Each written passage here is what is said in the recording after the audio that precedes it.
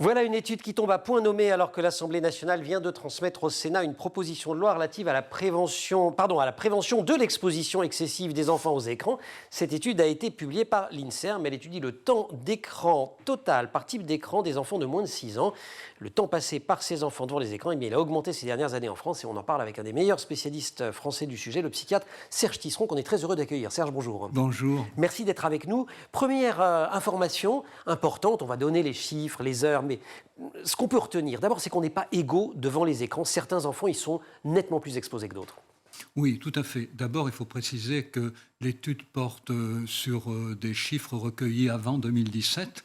Depuis, il y a eu le confinement et probablement les chiffres que vous avez évoqués, dont on va parler encore, sont encore supérieurs. Donc, raison de plus de s'alarmer. Alors, effectivement, on n'est pas tous égaux par rapport aux écrans. On le voit bien dans l'étude, puisqu'il y a déjà des disparités géographiques importantes. Et c'est quand même une tentation de mettre ces disparités géographiques en relation avec le fait qu'il y a aussi des disparités sociales importantes.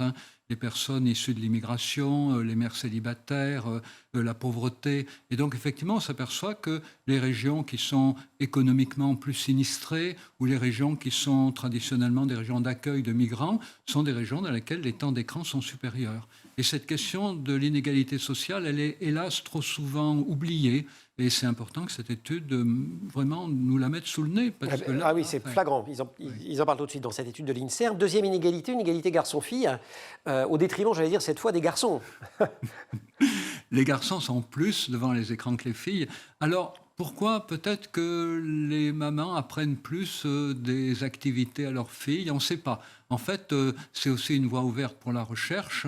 Peut-être aussi, les filles sont plus intéressées par des activités plus manuelles, les garçons sont plus physiques, et donc du coup, quand ils n'ont pas la possibilité de trouver un terrain de jeu à l'extérieur, eh bien, ils regardent des choses très mouvementées, des programmes dans lesquels il y a des personnages qui ont des activités physiques. Du coup, c'est un petit peu comme si eux les avaient par procuration.